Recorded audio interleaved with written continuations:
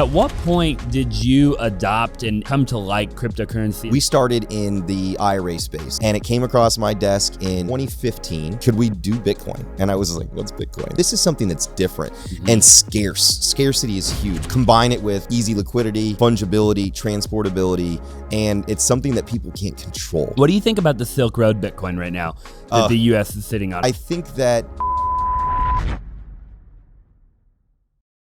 Welcome back to another episode of the Austin Zaback Show. Today we have Chris Kline on the show, and this will be a very special interview. Chris Kline is he's actually the first person ever, get this, to make Bitcoin IRA, okay? So the first company to offer it. He's the co-founder and COO of Bitcoin IRA and responsible for all aspects of Bitcoin IRA's operations, partnerships, and product innovation.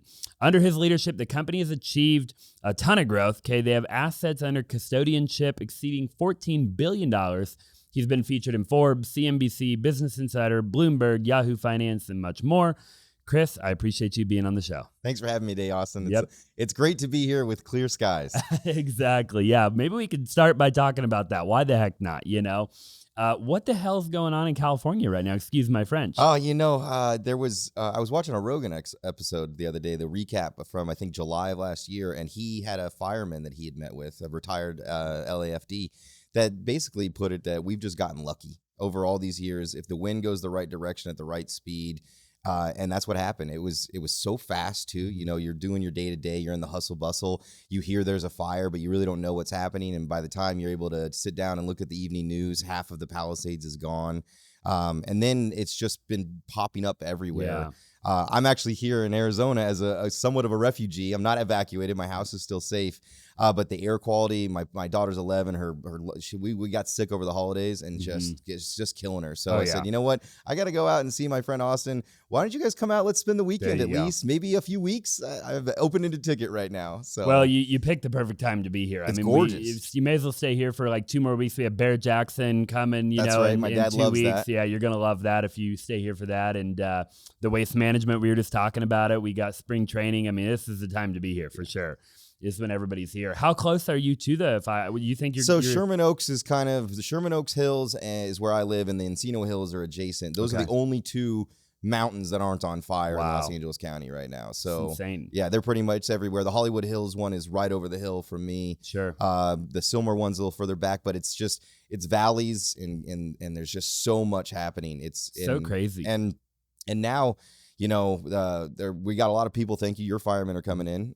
Firemen from Oregon, Nevada, I think Vegas, Colorado. Yep, everybody's coming in. So we thank you, firemen. Sure. These guys are working around the clock. Yep. They really are. But it's, you know, it's also just scary. I'm a dad, so I've been scared of a lot of things in my life. I've been scared of failure. I've been scared of businesses going under. I mean, I had a lot of fears. This last week has been a whole new type of fear because our power went out for 3 days.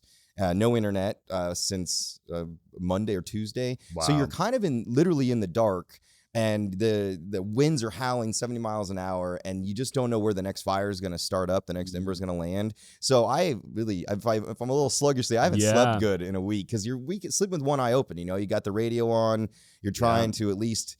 I mean, and I was a Boy Scout, so my wife, it was funny. When the power went out, I looked at my wife and kid. I was like, how are your guys' phones doing? Devices charged.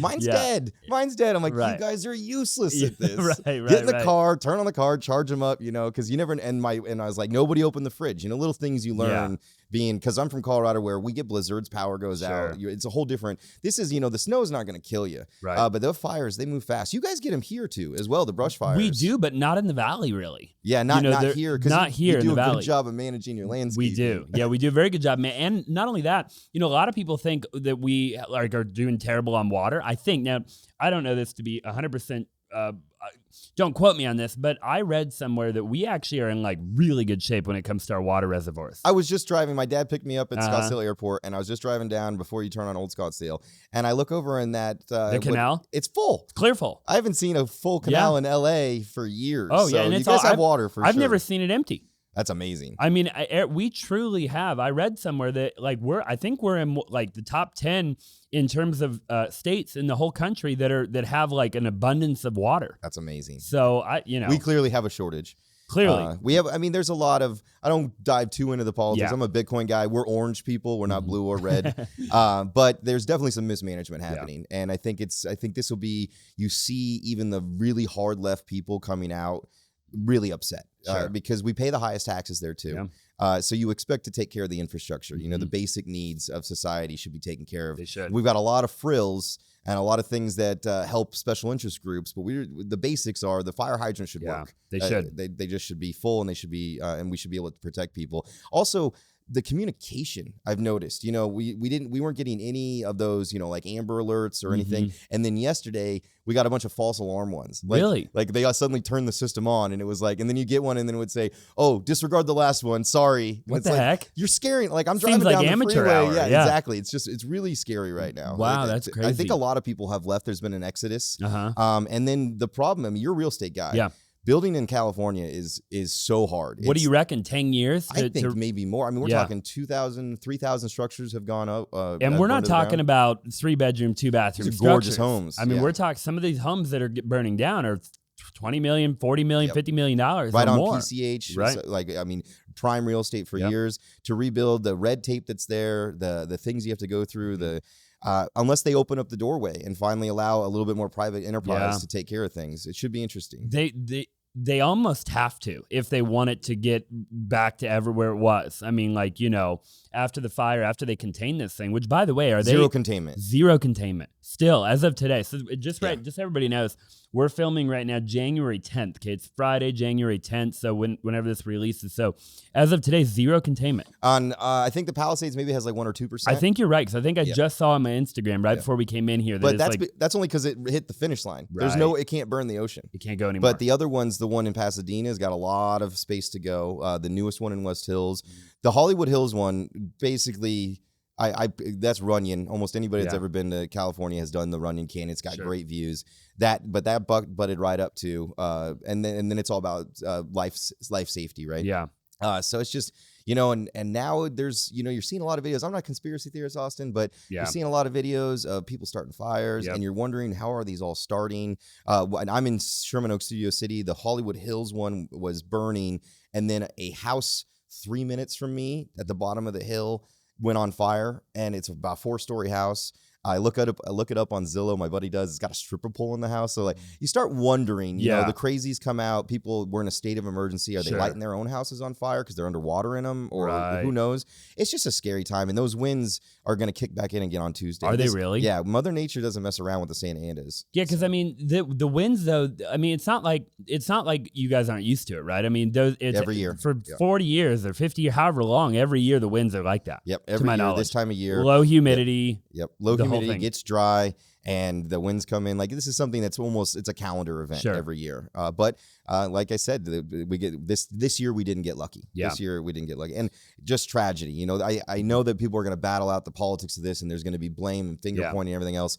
But the real tragedy of it is that these people, some of these folks, I mean, I was just having lunch with my dad. He's like, I'm tired of hearing these celebrities lost their houses. I'm like, I get it. But, you know, right down the street from them is somebody that saved up their whole lives 100%. And worked their whole lives to own that beautiful home in the Palisades, and it's gone. And they've lived there forever. And the insurance companies have been bowing out of California at fast rates for the last 2 years. Cars, house, fire, everything. Wow. Because it's insurance companies they're businesses, right? Yeah. That's how they run. So they're doing the math, they're doing the calculations. There's probably an earthquake coming in California at some point. We're due. It's like I think the 50-year cycle, whatever it is. Which we can look at that in the U.S. dollar when we're talking about money here in a bit. Is the longest standing currency in the world ever that was not backed. Fiat was 114 years, I think, and we're at about 125 years. So we're past due. Yeah, we're past due in a lot of ways. I think you can say that about almost everything happening. The world's crazy. The world's just crazy. It is. It really is. And I want to talk about that. Let's get into that. We'll shift gears from the California stuff and let's talk about, cryptocurrency as a whole. Maybe we can start there. At what point did you adopt and come to like cryptocurrency as a whole? And then we'll kind of go through the journey. Eventually we'll talk about Bitcoin IRA and all of that. And I'd love to get your opinion at some point too of Michael Saylor and some of his predictions and stuff and just kind of dive into that rabbit hole. But when did you look at crypto and say, this is legit, like this is the future? When was that for you? So first I didn't, people call it the orange pill moment, right? Like the Morpheus, red, blue, or red, blue, or blue pill, which direction you want to go. My first moment with it, I came, and we'll probably talk about this at some point, but I came on a one-way ticket in a suitcase 12 years ago and landed in Los Angeles, and was headed to San Francisco for a mobile app development job. That company's now gone. So, and serendipitously ran into my now business partners and brothers. They're like family. And we started in the IRA space. Okay. So just understanding self-directed IRAs. There's the traditional world of retirement that we all know, 401ks, stocks, bonds, mutual funds. And then there's all the alts that are tangible. So we cut our teeth with precious metals, real estate IRAs, LLCs and IRAs. And it came across my desk in 2015. Could we do Bitcoin? And I was like, what's Bitcoin? To be completely honest, I had no idea. And for me, at first, it was like, okay, it's just another asset. I have to figure out how to custody it, protect it, keep it safe, keep it within compliance for the IRS and all the rules and guidelines. And then then does it go to market? Do people actually want this thing? And we would go to market. A tree falls in the woods and nobody's there to hear it, doesn't make a sound kind of moment. For me was when I started looking at the halving component of Bitcoin, which is the exact contrast. I was actually on Bloomberg in April saying this because the most recent halving event happened in April, and the way we actually punish the producers of cryptocurrencies, Bitcoin in particular. Every 4 years, the reward that you get for mining the next Bitcoin is cut in half, and then cut in half, and it keeps getting smaller and smaller and smaller. It's a diminishing rate of return for the producer.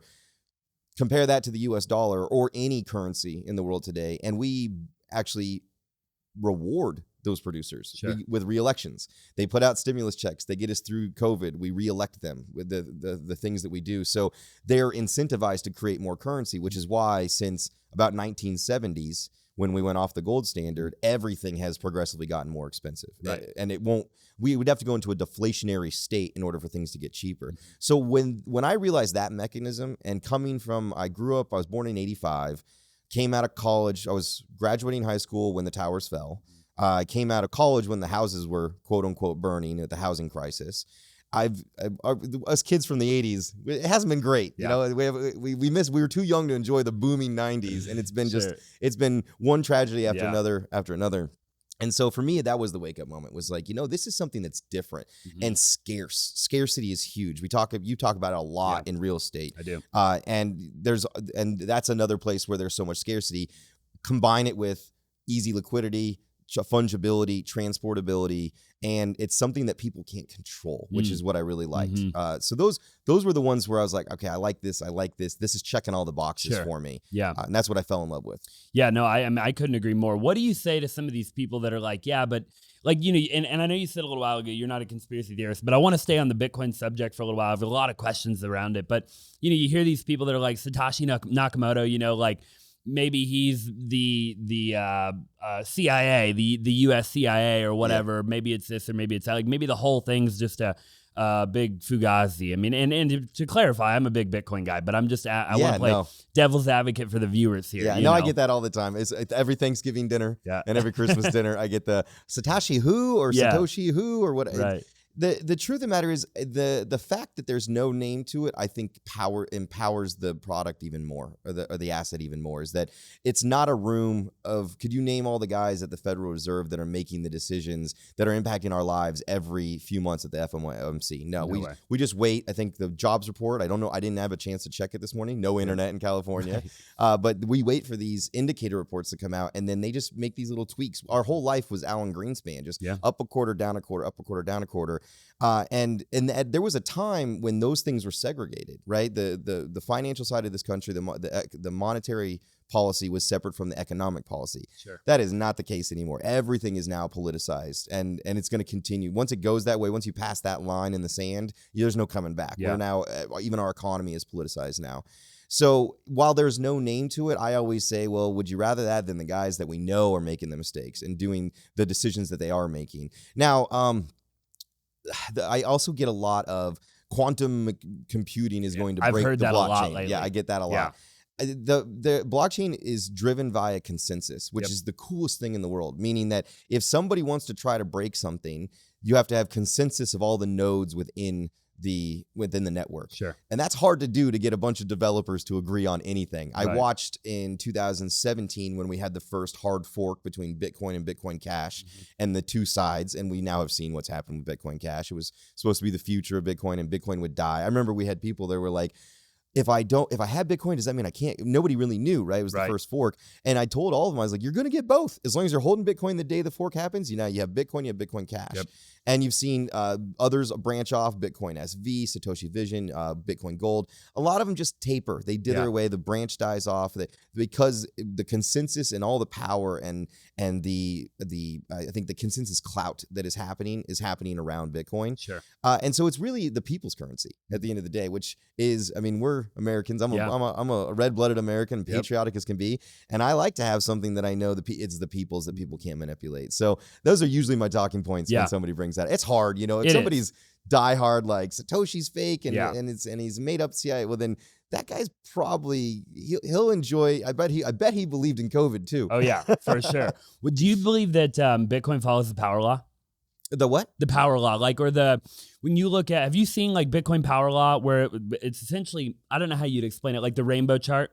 Oh yes. Okay. Yeah. Do you think it follows that? I think in some ways, yeah. And it's in some ways it does. In other ways, it depends on it doesn't live in a vacuum. So a lot of that is based upon like vacuum economics, right? Where if all else is equal and nothing has impact, then this case would be true. I think that you see right now, what the runs I've seen, so 16 to 17, 18, a lot of FOMO happens. That's outside the power law. Those things just happen. Fall offs happen. You also have interjections like that take place. So a lot of folks don't talk about the most recent. So we all talk about SEC Gensler and how negative the overall politics have been towards crypto for the last couple of years. Yeah. But actually, we've been fighting for our lives in crypto since 2018.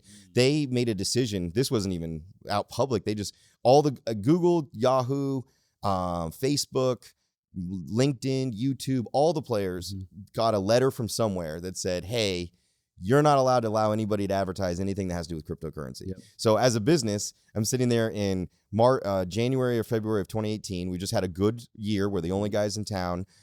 Crypto has fallen off, but we feel like we've got longevity. We just hired our first CTO. We just hired our first we're trying to grow this business. Yeah. And I get a call that we can't advertise our business. And we couldn't for 9 months. So for almost that whole fiscal year, we had to get in a room. We had this room on the 12th floor of our building. It was a glass box. It was like this like war room. And we were there every day. The CMO, myself, our CEO.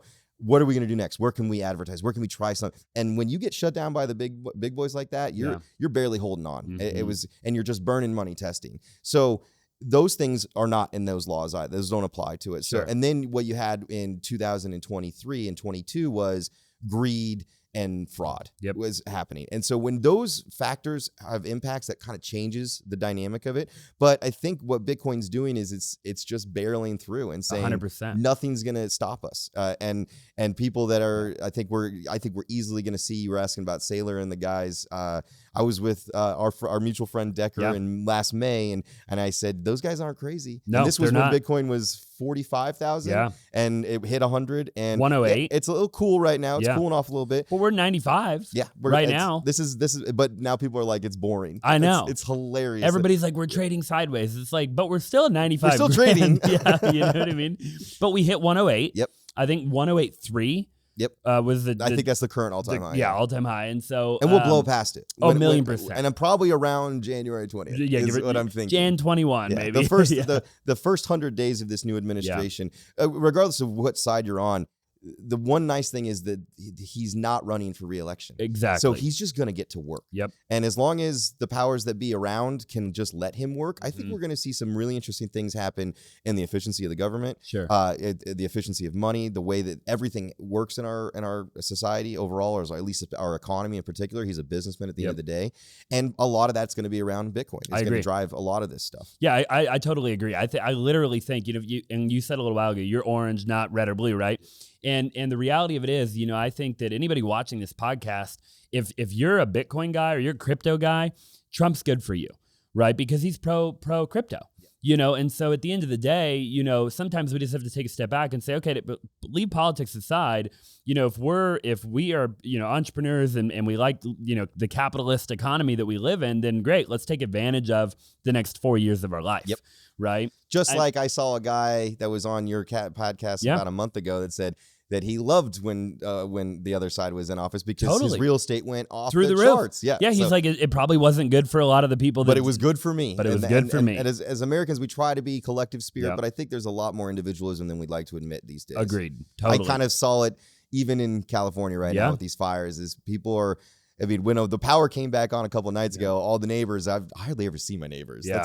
That's LA in general, but all the neighbors were out cheering that we had power back. And I remember them they were talking negatively, and it's like, guys, people are losing their homes on the other side of the hill. Right. I think we could be a little inconvenienced by the lack of power for a couple of days. Sure. Maybe because I'm a Boy Scout and I liked camping and that kind of stuff. My daughter, she was like, what is this? And I was like, this is what it was meant to grow up in the 1980s. She's like, what do I do? I remember the first day we woke up and she's like, well, did they at least turn the Wi-Fi back on? Like, oh, honey, bless you. Bless your heart. Oh, man, that is too funny. I want to talk a little bit about the last, couple of years of crypto because I feel like a lot's happened. For somebody who, like me, I got in, I probably bought my first Bitcoin in 2016 or 17. Awesome. I owned like 82 Bitcoin in 2020. I sold at the wrong time. I made every mistake you could make. When everything was falling apart, April? Sold when everything was falling apart. There's a lot of fear then. There was a lot of fear, right? But now these last couple of years, you have the ETFs, the Bitcoin ETF, right? That was huge. So you have BlackRock, you have all these different, ones that have come out now. And I actually own a lot of the IBIT, BlackRock's, stuff. I self-custody a lot of my Bitcoin as well. But in your opinion, what did all of that do that changed the game for crypto? Because I feel like there were some pivotal moments that happened. Like, what's your take on that? It was the stamp of approval. Mm-hmm. But it was interesting how they made sure everything was in order for the big banks before it got the stamp of approval, right? Because the first time I got asked about a Bitcoin ETF was on I-24 News in January of 2018. And I remember these futures contracts were coming out and everybody was said, oh, the ETF's next, the ETF's next. Yeah. And it took 4 more years, almost five more years to get there. I applaud them. I think that having them makes it so that the average Joe can get some access. There's some capital that can't get out of traditional stocks, bonds, mutual funds. Sure. 401ks, for example, they're stuck in that world until you reach the age of 59 and a half or you retire. Yep. So your money's stuck. At least now you have an option of IBIT or some of the other choices. Right. But I will say that I think that ETFs are a lot like putting gas in a Tesla. They don't make sense because you're forcing this brand new technology into the box of traditional finance. Sure. And it's limiting its capacities. So one of the things we tout at our platform is real crypto, real people. So there's actually human beings you can talk to. And the crypto that you're getting is 1-to-1 ratioed in a wallet segregated for your retirement account and behind armed guard and security and all of our details.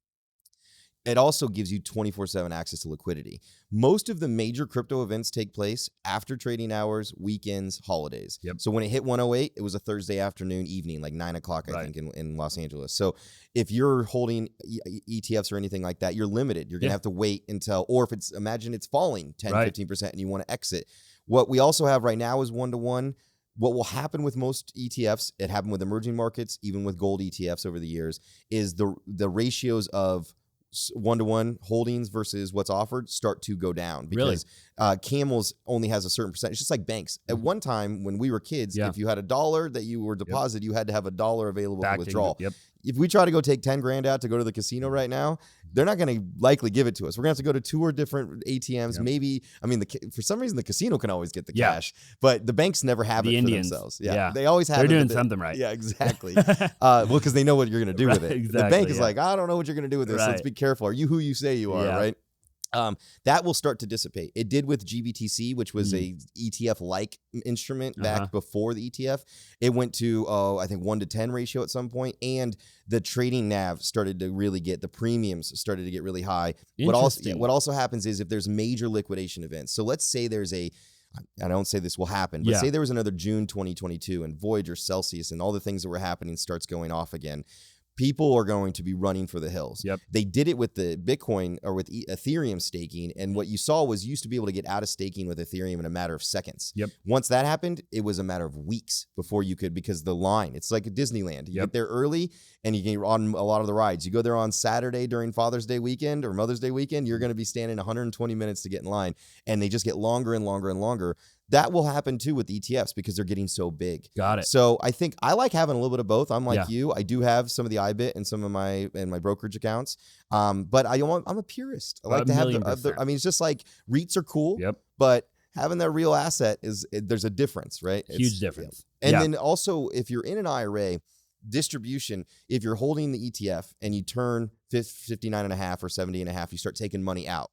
You're going to have to sell that Bitcoin to go to dirty dollars, as I call them, and then take out the dollars. If you're in the real crypto, you can distribute in kind. So you can set up your wallet outside of your IRA, and we will send over the Bitcoin to that wallet so that you've fulfilled your distribution requirement, but you've been able to stay in the same asset and not have to change, which people are starting. We have aging, interesting. We have a lot. I mean, surprisingly, if it's not a young man or woman's investment game, I was on CNBC in 2021, I think, because we had realized that 75% of our clients were born before 1976. So those are old. Those are my parents. Are your parents? Those are my that's who we're attracting with this product and this asset class inside of an IRA. So when they're starting to reach those distribution ages, they're thrilled. They're like, oh man, I was planning on holding my Bitcoin for another 10, 15 years. I'm so glad I don't have to sell it off. Or the craziest one, you probably see this a lot in your world. The grandpa dies, right? And it's a fire sale, right? Everything. Sell the house, sell everything, get to cash so we can break it apart and go our ways and do the things. Sure. The excitement in some of these grandchildren and kids is when they find out that grandpa or dad bought Bitcoin and has it in it. Like, they're like, we had no idea he was into this. And I'm like, so what do you want to do? They're like, we want to keep it. We don't want to sell it. What can we do? And it's like, perfect. We'll set you up with your individual accounts, break it apart. Everybody will be good to go. You can do what you want to do. And that's for me. I've been in financial services for 12, 15 years now. Never seen that kind of phenomenon. Normally it's sell and go, right? That's just what they do. What do you think about the Silk Road Bitcoin right now that the U.S. is sitting on? I heard they just got the green light. The DOJ is talking about what can they do with it? What can they do with it, right? But didn't they get the green light technically to sell it? They did. But the new administration coming in, and not just Trump, but Senator Loomis, Haggerty, and others are proponents for, and they were in Nashville in July. We were there, and they were all talking about the Bitcoin strategic reserve, or Trump calls it the stockpile. Yeah, so he wants to own 1 million Bitcoin. Why go sell it if you're going to just get more of it? Well, the only thing I could think, and again, without getting political, is just to sabotage the next administration. Yeah, which they may. I mean, if they have the green light, they technically have 10 more days. They could sell it off. Yeah, they do have 10 more days to sell it off. It'd be interesting. There's, but also Germany has confiscated a bunch. Almost, I think of the G8, I think almost all of them have some of it on their balance But didn't sheet. Germany just sell a bunch at like 50,000 a Bitcoin? They did earlier this year. Yeah, they did earlier and this I bet year. you they regret doing that. Yeah, because when you look at a country like El Salvador, that is a third world country by most stretch of the imagination, they are now, they've been using it as a reserve currency. Crime is down, albeit they are kind of outsourcing their criminals. But people that I have friends that have family down there, they go down there. It's just like regular life. It's not, even the volatile swings of Bitcoin don't impact them. And what's really cool, I thought, was that they've created a birthright. There's two things they've done in El Salvador I think are pretty cool. They created a birthright for kids. When you're born there, you have a right to a piece of a Bitcoin. So that's amazing. Like, amazing. That's Bernie Sanders, there you go. That's how it's done. If you but that's UBI in a capitalist society, right? It can be done because they'll save it and they're setting them up for success early. And then the other thing they did is they are using the geothermal energy from the volcanoes to mine Bitcoin. They're taking that energy and they're funneling it into mining operations owned by the state to create more. And we're going to have to do that here. If we're going to get to 1 million Bitcoin, we can't just buy it all on the secondary market. Right. We're going to have to. And I was talking to my dad at lunch and my stepmom, and I said, what the Rust Belt, the steel worker, all these factories. Okay. Steel's not the game anymore. We're getting beat up by China and other places. We need to buy miners. Why not buy miners and you can create jobs? There's so many vast opportunities to what crypto can do and Bitcoin for this country and create so many jobs if we just manage it the right way. So I don't know. Maybe they do, but I mean, now, what would happen in your opinion? Of course, if they sold it off, if they sold it all at one time, if they just one pop 69,000 Bitcoin. If this was 2016, bad day. Bad day. Yep. Where we're at now with the ETFs as well, there's a lot of, I think you've got a lot of support in the 90s to 85 zone right now. Yeah. You've got resistance in the above 100 as we've shown. Sure. I think you're going to see maybe a little aberration, but the buyers are going to come in. Saylor will buy it all. $1 million%. Michael Saylor will buy it all from Well, them. it's only $6.5 billion. I mean, I say only, but I mean, like in the grand scheme of what we're talking about, right? $6.5 billion is not. It's not a big chunk of change. It's not anymore. a huge. It used to be. It used to be, but we're talking about Bitcoin's at what, 2.1 or $2.01 trillion market cap right now. And if they're smart, I mean, you hope that, because any financial guy would tell you, you don't sell it all in one day. You don't sell it all in one exchange. Not you a million TWAP years. it across. You break it. You dollar cost average in, and you dollar cost average out, just like any smart investment. But you're right. It could be the last c'est la vie from an outgoing administration. It could, and we'll see. And we'll have to just play it by ear. I think it would be a silly thing, though, to your point, because we already know that the next administration is going to go in there with the mindset of acquiring Bitcoin. And there is a bill on the floor in the House from Loomis suggesting that we build a reserve. Good. So at least you have that. We have that going for us. The DOJ they could catch some heat for it too from Congress, and I don't think they really want to be on Congress testifying on Capitol Probably Hill. not right now. Yeah. It's like they just stay out of trouble. Stay out of trouble. I mean, like they got 10 more days. New administration's coming in. To your point, that administration, Donald Trump. A lot of them are polishing their resumes. Totally. Gensler's on his way out. The CFTC guy announced last week he's leaving. Oh. Heck, even the Prime Minister of Canada is quitting. Yeah, we saw that. Yeah, maybe the 51st state. We'll see. Yeah, and will it be Greenland or Canada? Which one? It might be both. Or the Gulf of America. The Gulf of America. They didn't like that very much. I heard I think Mexico commented back on that. My wife's Mexican. And she goes, you're taking our Gulf now, Didn't they comment back on? They said something this morning. I read a comment. Maybe. It was like, again, I haven't had internet. They renamed the United States of America. But I forget what it was. It was obviously. I saw a funny meme that was going to be called the Gulf of Buc-ee's because that's like a national monument in Texas. For sure, it is fun to watch, right, and pay attention to. Well, I think he'll get Greenland. He does. I think he'll get Greenland. It does make sense. I think he will. Yeah, it's strategic, and that's actually some of the best successful miners are in Iceland. Yep. Because the temperature is easier to regulate, because that's the hardest thing with mining now is temperature, and they're using the geothermal power from the what are those things called? I can't remember the name of them. Oh, the hot springs. Yeah, the hot springs. Yep, the hot springs. It's a whole new world, and we've been, the one thing that I think we're not seeing is we actively as Americans, and Loomis and others have said, we are going to do this. Yeah. It's a strategic reserve. It's going to be like having oil. It's going to be like having gold at Fort Knox. This is our intent. Other countries are not stupid. Yeah. They understand. Like, I think Saylor said something a few years ago. The first country that prints money to buy Bitcoin is going to win. And you're going to see this is going to become a new, I don't know if you ever read Barnett's Pentagon's new map. I haven't read that. I read it right in college because it was right after 9/11, and it was basically that, and the map has changed, right? Yeah. What we grew up with was the evil Soviet Empire, and now we've lived through what is today, and he now has America's new map, and I think that this is going to change the landscape of not just internationally but domestically. There are dying economies. They're dying. They're old. It's time to move on. The Industrial Revolution's past us. We can't produce cars and steel and things as efficiently as other countries. So we have to find our competitive advantage somehow. Yeah. And this may be the space where we can do it. Totally. We have some really smart people in this country. I agree. Really smart people. Very smart. Some of the smartest in the world. Yeah. Yeah. I want to talk a little bit more about Bitcoin, and then I want to transition. We'll talk about altcoins, and we'll get into some other stuff. On Bitcoin, you look at Michael Saylor at the Bitcoin conference, right? He said, I want to say the bear case in 2045, he said the bear case, I want to say it's between 2 and 3 million. Don't quote me. I'm sure you know. The base case is 13 million by 2045 per Bitcoin. And the bull case, I want to say, was 40 million or 45 million by 2045. That's what he's saying, right? Now, in your opinion, and Kathy Wood, I think, says, $1 million by 2032, I think is what they're predicting. And I think a lot of other people have come out with predictions too. Now, obviously, I understand you probably have certain things you can and can't say, but roughly, like when you're looking at the next 5, 6, 7 years, so we have another halving in 2028, another halving, obviously, in 2032. Right in that ballpark of time, 2030, in that ballpark, what do you think we're going to see? I mean, do you think we're going to get up near that 7-figure Bitcoin?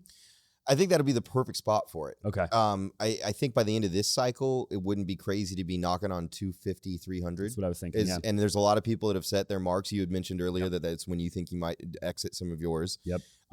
There's long-term hodlers, there's profit takers, and then there's always new people coming in. All the time. It's funny, we do billions in transactions on our platform, and there's a buyer and a seller for every price. Which is so just crazy. Just like with real estate, just like with anything else, there's somebody that's just entering the market and somebody that's taking their profits and walking away. So 2 more halvings, that's where scarcity really starts to kick in. Yeah, because we get below, it's like it becomes because right now we're at 3.5 per 3.125. Okay. Yep. And so then you start getting low real quick now. Yep. And it's getting more and more expensive to create it. Right. So you're going to narrow and thin the herd of producers, and that's where we can have a competitive advantage as a country. And you're also going to have these ETFs pumping billions into this. You got nation states buying it up. Yep. You've got major corporations around the world owning it, and a lot of them are going to hold it. This isn't a buy and sell mentality. So you're going to get to this point of scarcity where I always joke that, my daughter, she's 11, and I started her Roth IRA because I put her on my payroll once she was old enough to work. And before that, she was in some commercials. So she had earned income. Great. And we put all Bitcoin and Ethereum in there. So she's set for college. But if she wants to go to college, that is, this generation's a little bit different, right? I didn't go to college, believe it or not. I don't really know what I got out of it. Like I did my 4 years, University of Colorado, go Buffs. And we have a great football team. Well, we did for a year. I think it's going to be a little rough, but Arizona, your guys' teams stomped us for years. So it was nice to get a few wins in before we probably fall off again. But so for her, like to hold one Bitcoin might be life-changing to be a one Bitcoiner. Totally. Because also folks forget, and this happens even on our platform daily, is that there is a divisibility to Bitcoin unlike any currency in the history of the world. That it can go to the 10th decimal point. It's a Satoshi. And when you think about how when we were kids, you would see at the gas station 99 cents or whatever, there's going to be a day where you'll see 2 Satoshis, 3 Satoshis, 4, 5 Satoshis. And that's something that is a daily product that you're buying for those is what some people see. And Got it. And you'll start maybe seeing that in places that adopt it as a reserve currency, not a reserve asset. And so just imagine now you can go to the 10th decimal point. So even though we're at 19.5 million that have been mined roughly, don't quote me on that. How many are lost? There's 1 million that Satoshi has. Okay. And there's probably another 500,000 that are gone. lost. Yeah, or people forgot their seed especially trays. early on. They lose their seed devices. Those types of things have happened. You heard about the guy that his wife threw it away or whatever, and we wonder how many of those are true or not, right? I mean, you can go on the chain, you can see wallets that haven't moved for forever, right? And there may be wallets that just never move ever. I mean, they're not lost; they're just locked in a wallet that they can't get accessed. Sure. So they still exist on the chain; they're not burned. So you start getting there, and I think you'll see. Remember cycles. So we're going to run up, peak, we're going to fall back. This thing is like history. It just repeats itself. Every 4 years. And then we'll run up again, and it will keep reaching these highs. I think maybe the next halving, you could get close to the 7-figure. Yeah. The math says it. And if not that, then you're definitely going to see it in 32. Oh, for sure. Yeah. For sure. Yeah, I think, I mean, I completely agree with you. And you know more even probably than I do. I mean, I study it as much as I can. Being in the real estate space, I'm obviously running a lot of companies over here, but I totally agree. I think I'm going to start dollar cost averaging out throughout 2025 after we probably get to like 130 per Bitcoin. Then I'll start slowly dollar cost averaging out, because who knows, right? I mean, like, maybe we hit 150, maybe we hit 200 or 180, 200, maybe 250. I don't see us going much higher than that in 25. Yeah, that's probably right about where it would happen. Yeah, I think so Unless too. something else cataclysmic happens. Sure. Which you never really know. You never know. Or a major announcement of some sort. Because those are the outside things. But what could it even be? I mean, the only thing it could really be is that the U.S. announces that we have a very aggressive plan to acquire 1 million Bitcoin. That and China and India are the only other places where. So India's banned their population from using it. Yep. And because the rupee is just falling apart. Sure. And China has banned. But didn't China unban? Did I see somewhere for themselves? So they're mining there's production of it happen. You can see that there's nodes and things, but the individual, but that's also communism, right? Sure, that's also communism. Yep. But if either of those two change, that's billions of people. That's a new market that could drive things. Yeah, in could that change direction. the entire game. Yeah, could change it. That would be the only 2 major changes that I would say. You already have that the U.S. and I think a lot of the rest. The euro is going to do it. I'm curious what Russia's up to. That's kind of the black hole of our map nowadays. There's not a lot that we know that's happening over there. Sure. And they may be. I mean, they're big buyers of gold. They've been big buyers of gold for many years. And then you also have what happens with the U.S. debt. We're hitting some points here. And hopefully we can get back ourselves off this ledge. But that all is happening not in a vacuum. Yeah, it is. It's really crazy times that we're living in. So can I ask you? Yeah. Once you average out, what are you going to do with it? Well, that's the thing. And I was actually just going to ask you a question on that because it's a bit of a catch-22, right? So my old philosophy was just dollar cost average for the next 20 years and never sell, right? The problem with that though is if history continues to repeat itself so well, because I mean it really has just done it almost to a T. We can predict really what Bitcoin's going to do within a range, of course, and so. Why would I ride the down cycles if I can just sell towards the top? We're never going to time it perfectly at the top, but towards the top. If I can dollar cost average, as we get close to the top, sit on the sidelines, whether it be go buy some real estate, whatever it might be, but probably stay cash heavy, I guess, unfortunately, and then wait, in 2020, end of 2026, going into 2027, in theory, we should be at the bottom of the bear. Yep. Buy back in, ride the next one, rinse and repeat all the way up. I mean, that was kind of my thought process. The problem with that is, I want to get your opinion, and this will probably segue right into perfectly with the IRA stuff, but tax-wise, I'm probably shooting myself in the foot, aren't I? Well, you're going to take a hit on the cap gains, right? Yeah. It depends on how long you've held it, but even short term, you're going to be at around 15, right? Sure. And that's current rate. Might change. Who knows? The taxes are always changing. They're always going up at the end of the day. Yeah. So that's going to impact your purchasing power to get back in, right? Because you're going to have to shave that 15% off the top of what you're going to get in. So even at the dip, you're going to have to be almost 15% below the dip, which is impossible to make yourself whole as far as the number of coins you sold. If you look at it in units, right? Sure. You sell it in units to get back in at the same number of units. I actually, back in March of 17, I went to Puerto Rico, my first conference, 16. And I did what's called, back then it was the $25 million mistake. And I've redone it a few times. I think it's now the $200 million mistake. And it was two dudes, Steve and John, and they each got $5,500. And I gave them perfect hindsight. So they bought and sold at everything you're trying to do, right? And one of them did it in an IRA, Roth IRA, $5,500. The other one just went to Coinbase and did it. They did the same trades. One of them, they both made a lot of money every time I do this, right? Because if you start back, I started them in 2009 at pennies. They make, but the gap every time you buy or sell, you have that tax event, and then your purchasing power goes down, and that it eliminates your number for the high. So I think now the smart guy that did it in a Roth IRA, I'd have to rerun the numbers, but it's got to be somewhere around $250 million difference off of just a $5,500 investment. Wow. Just that difference. So you're outside of the IRA. Obviously, you're a real estate guy. There's a lot of things you can do, exchanges, and do things with it. If it's owned by a particular entity or things like that, there's a lot. I mean, Brian will say he knows all that kind of stuff, right? Yeah. There's a lot of things you can do there to mitigate that risk. But it's a reality to it as well. And it's also, what am I going to do with it? That's why I asked, because if real estate is at its, I mean, they're not like perfectly in tandem with each other, right? When Bitcoin was on fire in 21, so too was real estate. Sure. Both of them were.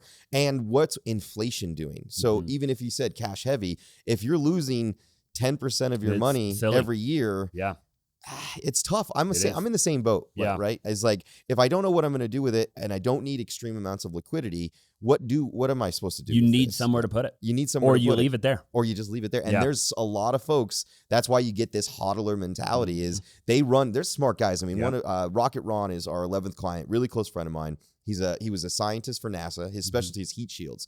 So he's retired, and then the 08 crisis hits. He has to go back to the workforce because he took such a hit.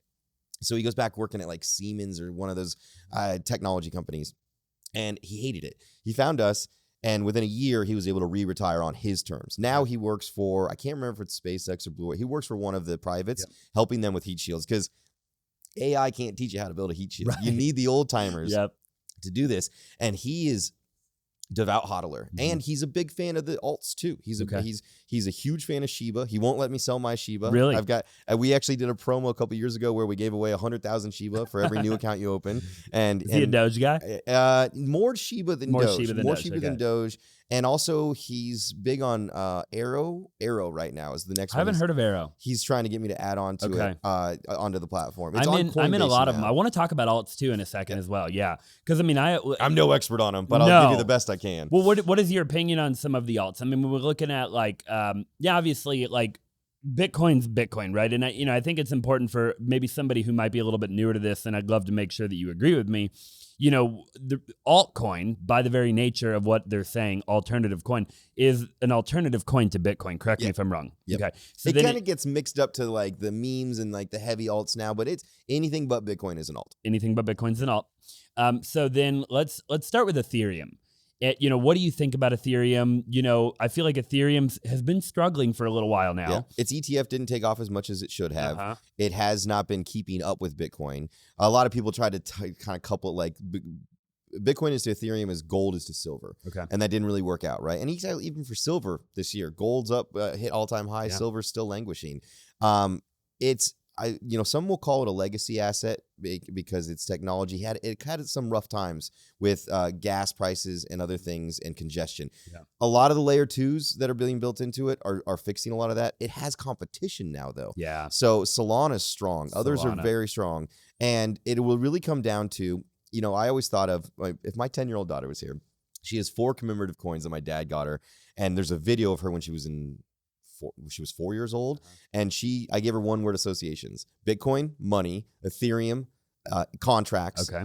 At the time, XRP or Ripple. It was Ripple at one time. Now it's XRP. XRP, banks, and Litecoin, her favorite, shopping. And Litecoin also, just when other coins came in that were competitive, like Zcash and others in that space, they have more competition in them, so that has an impact to it. But to me, any of those layer 2s that are backbones, I think are like if we could have bought shares of the internet when we were kids, in the late 80s, early 90s. Who wouldn't have? My grandfather used to always buy the utilities because he goes, utilities are always needed, to me. Oh, Chris, you're always going to need. I've never bought a utility share in my life because it's boring, right? But that was the backbone of his portfolio.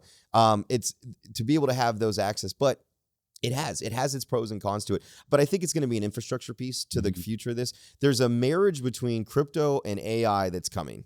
And I don't even know if the smartest guys on the planet have figured it out yet. I just know that you watch it and you're like, okay, there's going to be a connection point here. And because in order for, I think, to manage and keep control of AI as we continue to layer up with it, you're going to need, or to use it in a capitalist way, I guess would be the word, you're going to need some kind of currency behind it and the way it behaves and rewards itself and does things. There's a perfect marriage for it. And I think that's where you're going to see some of these, there are coins that are specifically for it. We just launched FET on our platform, which is big artificial intelligence. So Ethereum, that's kind of where I'm at with Ethereum Solana world. The memes are fun. Yeah. The Pepes and the Doges and the Shiba Inus I always get a little bit of them myself personally. And I see a lot of folks like our portfolio, 14 billion of assets, you're over 60% Bitcoin. Okay. Another chunk of 20 to 25 in there is strictly ETH and maybe some of its competitors. And then the rest is spread across. We have 75 coins on our platform. So the rest is kind of spread across those. Nobody is doing something big, but there's a lot crypto bro cults around some of them. If I didn't support the Flare and Songbird airdrops for XRP, people were screaming and yelling. My phones were blowing up. They weren't happy. It's like Apple guys, right? Like, oh, Apple did this, or my updates or whatever. Like they once they get in a coin, they get vested in it and they live by it. And a lot of those other ones are like that too. Yeah. Solana did really well for a lot of clients. I mean, that had a great run. And I feel like Solana is not even close to being done. And it had its problems too. Right. That's the thing. A ton. The memory of a crypto investor, I think, is even shorter than the memory of a 5-year-old because there were people saying that Solana was dead a year and a half ago when it had its issues. And now everybody's saying Solana's going to hit 800 this cycle. It had association with Luna Luna and all that kind of stuff. So it was like, oh, it's over with, and it's got technical issues, and now it's going to hit 800 for sure. It's diversification, dollar cost averaging, and do your research are my 3 main proponents for anything. Totally. That's what I always look at and I do that myself. What do you think the poster child was? What altcoin was the poster child in the last cycle, in your opinion? What altcoin was the poster child? Like, was it Shiba? Was it Doge? Like, which one was like the one where everybody was like, and it just did an unbelievable return, in your opinion? I mean, Shiba did really good, but usually what happens is by the time it's the poster, it's too late. I know. Or by the time it's listed on Coinbase, it's too late. So you have to be wicked smart and wicked good at technology in order to get access to some of these things beforehand. Sure. Even our platform, we have strict rules from my compliance department of can it be held in our wallets behind, we have what I call the Pentagon of custody that gives us the ability to be insured for up to $250 million per wallet. Like these things don't just happen. You have to have all these layers around it. So it has to fit into that system. I can't just pick a random coin and say, I want to offer this. Sure. It also has to have, I'm dealing with people's retirement money, the holy grail. If I mess up, I actually end up in an orange jumpsuit and I don't have friends like SBF did. I'm going to stay in that orange jumpsuit. Sure. And so we always watch liquidity standards. Well, you're always watching for rug pulls. I mean, there was that kid that pulled everybody live on a video stream. Like that stuff's not going to go away. That's reality. That's the game we're in. The economy is so much flatter than it's ever been before, and so much easier with technology and our accessibility and globalization. That these things are they happen in the traditional stock world too all the time. So it's hard to make those decisions. And I think what most folks do is they stick with Bitcoin is heavy. Yep. They play around with Ethereum and Solana and a few other projects or dApps that they think have strength. And then they sprinkle in some of those ones that you're it's kind of like at the roulette table, right? Yeah. You play the outsides, a little red and black, and then everybody stacks towards the center. And then every once in a while you drop $5 over on the 00 because you never know when it's going to hit. Right? And I've hit that a couple times in my life. That's awesome. I never do when I do. Yeah, I mean a couple times. What's the payout on that? I forget. I've never gotten paid on it. 35. Is that's not 35 bad. to 1? Yeah, that's not bad. Yeah, at all. I'm pretty sure. Don't quote because I think the rest of the board's 15. Right? Yeah. Yeah. Mm-hmm. Yep. So I think it's 35. It might be 36. But yeah, don't quote me on that. But it's up there. It's a good payout. It's a great payout. Yeah. I mean, you're not pissed off when you hit it. That's for dang sure. Yeah, I actually hit it recently in Vegas. When I was there, I walked right up to the table and I just put $100 on 00, and it hit right then and there. It was my first hand. I haven't been back since this, but I went because Ryan used to live down in Temecula. There's the Harrah's that's down there, and so if you're an LA kid, you either go to Vegas, which is a process, and it's not as easy, or you go to one of the Indian casinos, and Temecula's down there, Harrah's is. And so we were down there because they have this lazy river my daughter loved. And I did 150 laps around that thing with her. I'm exhausted. We're going around. And then my buddy that's with me, he's like, you want to play a little blackjack before we head home tonight? I'm like, sure. I have $100 in my wallet. We put it down. 3 hours later, we're walking away collectively with $30,000. No way. We just went on one of those runs. Nights. He thought he knew how to count cards. We were drunk on Jack Daniels, just having a good time.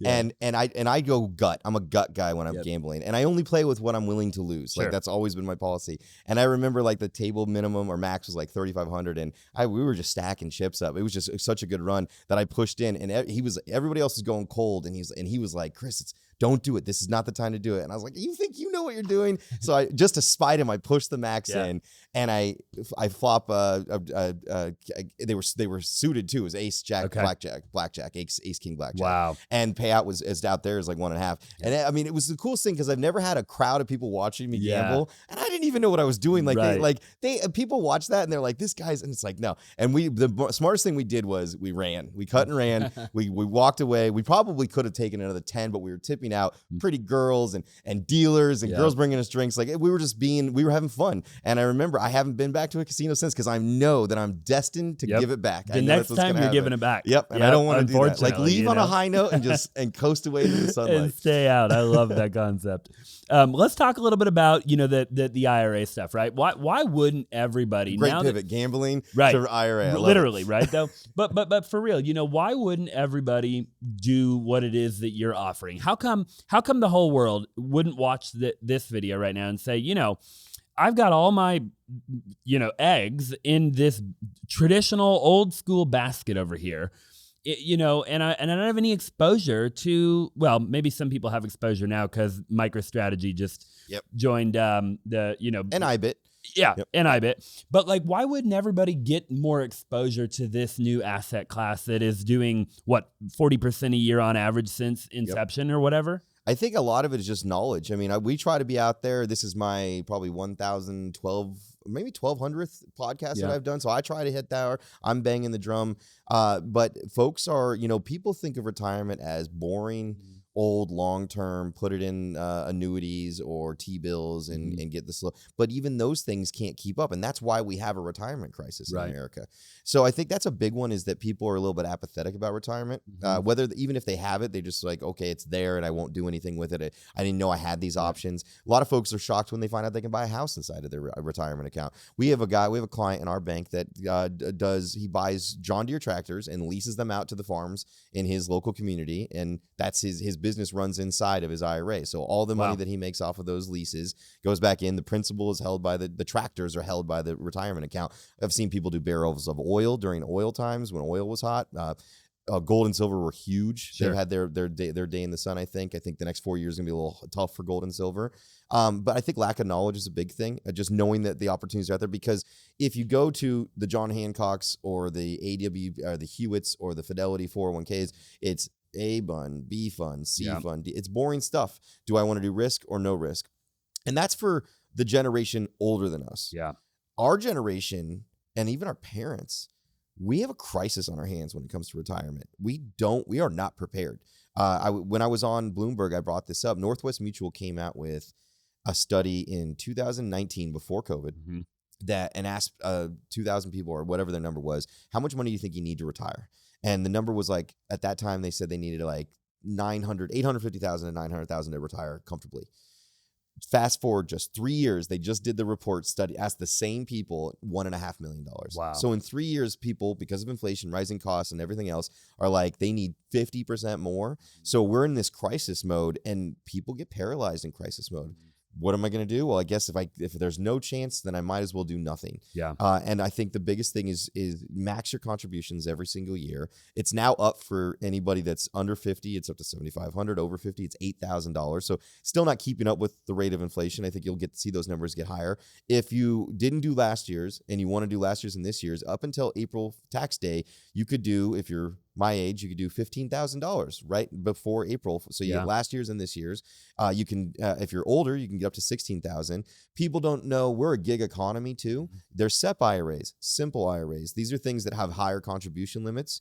If you're a high net earner, and a lot of times the high earners, we don't know these things. We weren't taught these things. None of these classes were in my college. Nope. They weren't in my high school. None of this was there. So we literally don't know. And I think that's part of where we're struggling overall as a society is we are just expecting the next handout instead of do it for yourself and pick yourself up. And so all those opportunities are available in front of you. You just have to take the time too. I know that it's tough. And I know that also when times get tough, what's the first thing you cut? You got to keep rent of the mortgage. You got to keep the car payment. You got to keep paying the kids' school. You got to put your food on the table. Your savings is the first. You stop saving. You stop putting in retirement. And that's, I think, where we get ourselves in this conundrum. So if you're going to do it, I think that you don't think of this as like, oh, I'm going to catch up on retirement by buying Bitcoin. But if you're going to put $8,000 away this year or 16 or whatever it is, where are you going to put it to start making some return? And you got to look outside. The traditional portfolio theory that our grandparents grew up and our parents grew up on was put a little bit in stocks, a little bit in bonds, most of it here, and cash, right? That's not the game anymore. It doesn't work. If you don't have 20 to 25% of your portfolio in alternatives, whether it's real estate, alternative funds, cryptocurrency, whatever it may be, you are falling behind every single day. Every single day. Yeah, your cash is trash. Yep. So you need places like the Austin Zaback show. You have to go here and you have to learn these things. I'm curious on the because you won't find this stuff on CNBC. I can tell you that much. They don't ask these good questions. Not a million years.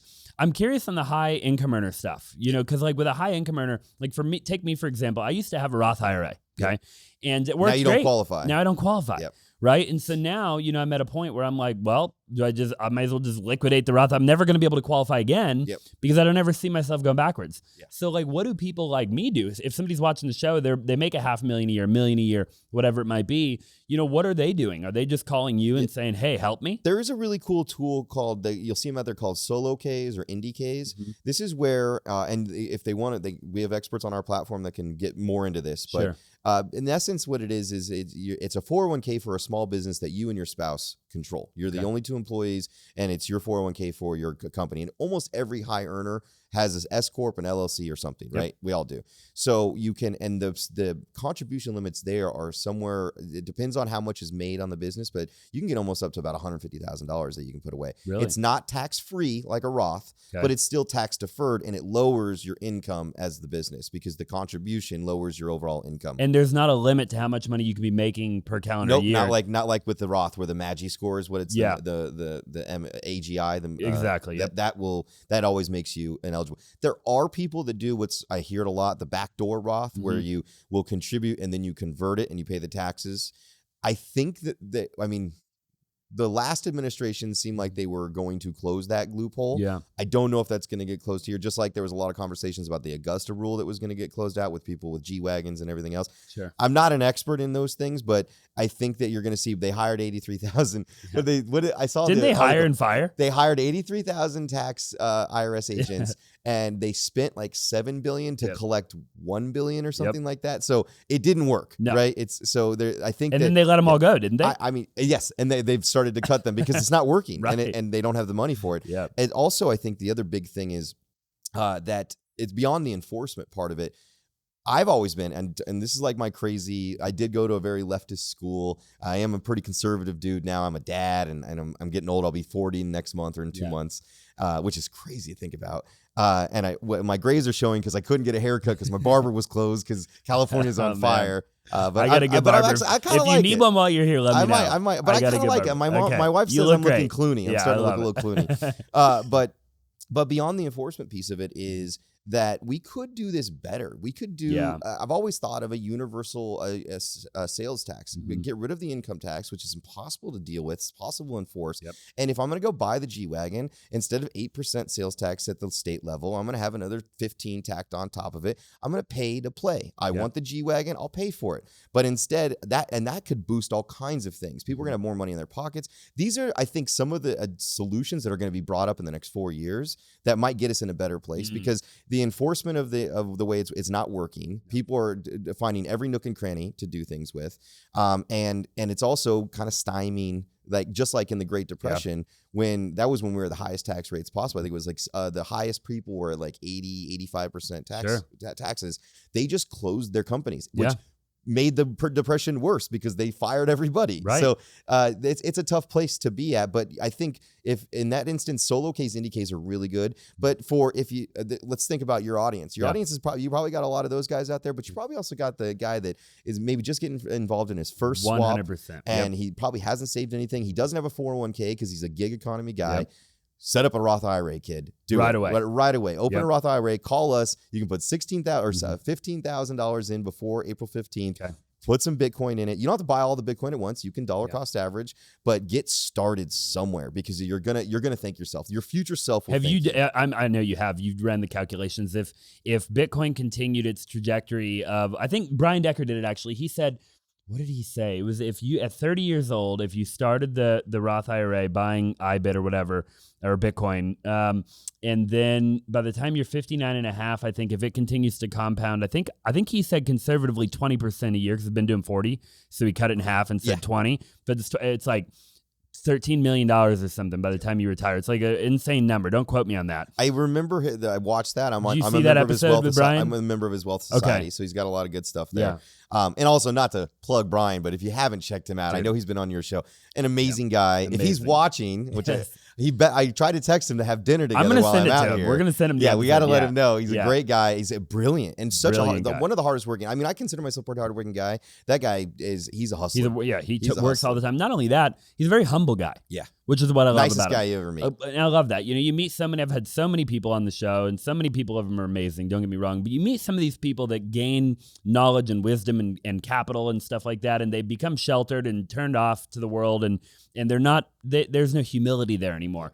And so I love sitting down with people like you and Brian that just, it's like you could have all the money in the world, but you're humble, and you walk. We're all human beings here, and we all have different audiences watching, right? So one of the things we've had, I joke that we've probably made more millionaires than Harvard MBAs at Bitcoin IRA over the last few years. I can't prove it, but I'm sure and they didn't have to go spend 5 years learning and paying out those bills. But those folks, they're looking for something next. We have them ask all the time, and I'd love to be able to.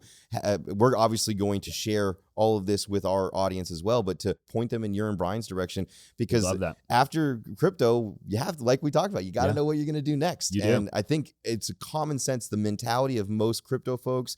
Real estate fits we're a very good puzzle piece. We're very good puzzle piece. And we're building it big. I mean, we do. I sell like 1,100. Well, I sold 1,100 houses in 2024. I'll probably sell 3,000 houses in 2025. That's crazy. Didn't they say 75% of brokers didn't even sell a house last year? Yeah, isn't that crazy? That's because of guys like you. Yeah, they really is. I'll hustle them. And that's the future, man, though. I'm telling you right now. You can't just get on TikTok and do a couple of videos. Well, TikTok's going away in January 19th. That's you heard that, right? They're leaving. In the US, US, I saw that which I'm actually pretty excited about. So me as a father of a young girl, I'm thrilled. I'm thrilled. And I'm thrilled for quite a few reasons. I mean, I'm big on Instagram and YouTube, which I'm sure you saw. TikTok, I hate the algorithm. And I think that all those people are going to be forced to go back to Meta and to YouTube. And so for me, it'll actually be a win. I understand, though, that for a lot of people, it's actually going to hurt them. At the beginning, it was at one time it was easier to make creative content. 1,000,000%. But Meta's caught up. Instagram's caught up. I mean, I'm not very good with that stuff. We have people that do that. I'm the poster boy, and they'll make me look good. I'm sure you got guys like that too. I'm not out there making the videos. I do love your. I was watching you before my internet went down. I was watching when you do the roadside. Those are great. You like that one? Those are hilarious. Those are a lot of fun. You get some funny stuff out of those. Dude, you should do one at TPC. I know, right? My Jacob back here behind the cameras, we were talking a little while ago, but we want to start doing a lot more of that kind of creative type of content. It's fun to get out there with the people too, and just see. Totally. I mean, I'd love to if my CMO is listening right now, I would love to do something like that to test like what Jay Leno did, test the knowledge of people about crypto. Totally. Like you'd be shocked. You'd be really shocked. That's actually a really good idea. Just go somewhere. You can even go like maybe you split test. Maybe you go to like a wealthier mall, and then maybe you go to like a poorer area and just see like the difference. Hey, do you own any cryptocurrency? What do you think about cryptocurrency? Do you have what types do you own? And get that kind of initial gut reaction. Yeah, because and you brought it up, the MicroStrategy thing. I wanted to bring that up today. Yeah. Even if you don't like Bitcoin, passive investments are pretty much all going to have Bitcoin now. Yeah. And that's not a lot of people are talking about that yet. Once MicroStrategy is now in the QQQ and pensions just pump money at these indexes. It's without even thinking about it. It's in their algorithm. It's how they do things. And all Saylor's going to do with that investment is buy more Bitcoin. 100%. That's what he's going to do. No question about it. It's kind of like, what do they say? They laugh at you until they ask, my favorite one is. I know the the exact quote you're thinking of. You know which one I'm thinking of. For sure. Or hustle until your haters ask if you're hiring. There you go. That's one of my favorites. That's a good one. Yeah, no, I agree. And I think Michael Saylor, man, I mean, people can say what they want about him, but I mean, I don't know. He hasn't been wrong about very much so far. So we'll see how the future plays out here. You know who's been kind of behind the scenes, and for some reason it was on, those movies that you see and you're like, it doesn't matter if it has commercials or not, and you're kind of like passively watching. Like for me, Hunt for Red October, for some reason, if I ever find that one, I'm like, I can put that on, have it in the background. But also Big Short and my wife had never seen it. And I was like, you lived through this. You lived through this, you haven't seen it. And so we were watching it, and that guy, Michael Berry, he's been kind of low under, but I heard that his big thing, which we were talking about at the beginning of the show, he's buying up a lot of water rights. Yeah. Because he feels that's going to, and remember that guy, he played that long game to get to that finish line. He went negative 300 before he went positive 4,000. And so that's something to think about. Always watch these guys. They don't hide, and and a lot of stuff is public knowledge now. I mean, I have buddies. Find it. I had buddies that trade just off of what Nancy Pelosi was doing. For sure. Because, I mean, that's we could go down that rabbit hole. But how do you make $250,000 a year and you walk out 10 years later, 20 years later, and you're worth $250 million? And again, red or blue, it don't matter, right? Both sides are doing it. Both sides are doing it. But Martha went to jail. Yep. And my wife is she's like, she should, if you've seen the documentary, my wife, there's one she loves right now. She's all Martha'd out. She's like, I'm in my Martha era. Yeah, right. And I'm like, that's amazing. I'm happy for you. She bought the Martha knives. And she's like showing them to me. I'm like, just let's put the knife down before we talk about this. But she's like, I can't believe Chris, there's so many things that people do wrong. And she went to jail. And I was like, but it was a time when the Justice Department needed a head. They did. That's how the game works. They needed a head. And she was the head that went to jail. Yeah, absolutely. Because if she didn't, you would have had a bunch of people doing fraudulent activity. They have to know that there's consequences. Yep. That's Totally. the game. I agree. So I'm curious, just for people watching that might be brand new, because you mentioned that a minute ago of people who are watching. Some of my audience, of course, are people that maybe have never bought a cryptocurrency in their entire life, right? And they're watching right now, and maybe some of what we've been talking about went over their head. This is the part that I want them to pay attention to. What would you recommend for somebody that they have some money, they have 10 grand that they don't need. They're willing to lose the 10 grand, right? It's not their life savings or anything like that. Do they self-custody? Do they just go on Coinbase? Do they, like, in your opinion, if they want to get exposure to the cryptocurrency market, what do they do in this complicated world of buy this, self-custody is not for the non-diligent. Yeah. I self-custody some of my stuff as well. Yeah. I don't leave anything on exchanges, which is it's difficult, right? You have to have your seeds, just like I was just going through this fire and I'm like, okay, I have a backup seed here. I know where this seed's at. I'm just making sure everything's in order. And it's not just you might be smart, but then does your wife know what to do when she finds the ledger? Do your kids know what to do when they find the ledger? So self-custody is good. There's a whole audience of not my keys, not my crypto. And I know that audience. But if you're the guy that's sitting there 10 grand, and I don't mean to shill my product, but I mean, if you really believe Bitcoin is going to even do to 250 this year, we're just under 100, that's doubling your money. Yep.